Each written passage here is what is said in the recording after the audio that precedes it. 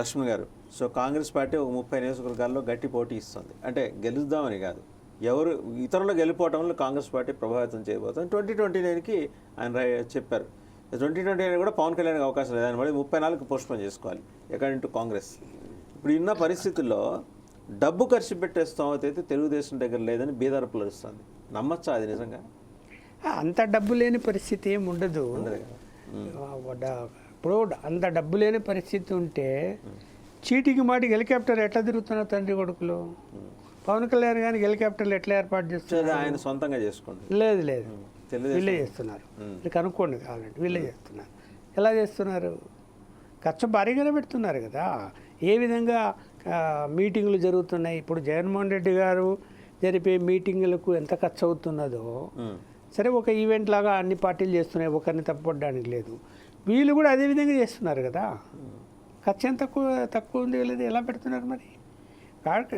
అట్లా ఏం ఇబ్బంది లేదు. కానీ ఇప్పుడు ఓటర్కి డబ్బులు పంచే దగ్గర ప్రధానమైన ఖర్చు అదే. ఇప్పుడు పోటీ పడుతున్నాయి రాజకీయ పార్టీలు. నువ్వు 2000 ఇస్తే నేను 3000 ఇవ్వాలి, నేను 3000 ఇస్తే నువ్వు 4000 ఇవ్వాలి అని 5000 వరకు వెళ్ళింది ఇప్పుడు పేమెంట్ చేయడానికి సిద్ధపడుతున్నారు చాలా చోట్ల.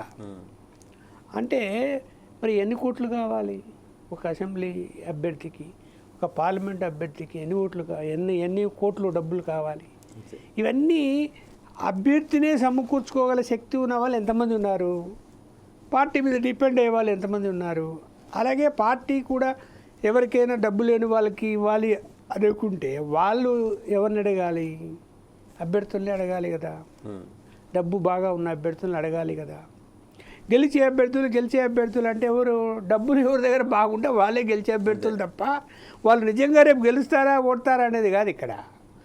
ఇవి అనేక చోట్ల వైఎస్ఆర్సీపీకి సంబంధించిన నాయకులే బాగా డబ్బులు సంపాదించుకొని ఉన్న వాళ్ళు ఈరోజు జనంలో అవుట్డేటెడ్ అయిపోయిన వాళ్ళు, అంటే వాళ్ళ మీద వ్యతిరేకత పెరిగినా కూడా మార్చలేని పరిస్థితుల్లో ఉన్నాడు జగన్మోహన్ రెడ్డి కూడా.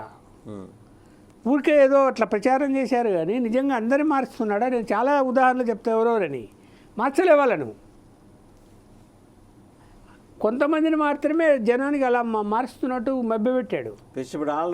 మార్చి సత్తను బలిస్తున్నారు. మరి ఇప్పుడు ఆడ అవుట్డేటెడ్ అయిపోయాడని ఇంకో చోట ఇద్దామంట. అంటే అంటే అలా మార్పులు చేయటం వల్ల అక్కడ ప్రజలకు తెలియదు కాబట్టి ఇక్కడ ఏం చేశాడు అన్నది మన కోసం ఓటేస్తారు, వైఎస్ఆర్సీపీ కోసం లేడని జగన్మోహన్ రెడ్డి గారి కోసం ఓటేస్తారని ఆయన భావిస్తున్నాడు. రేపు వేస్తారా వేయరా అని మనం చూస్తాం రేపు.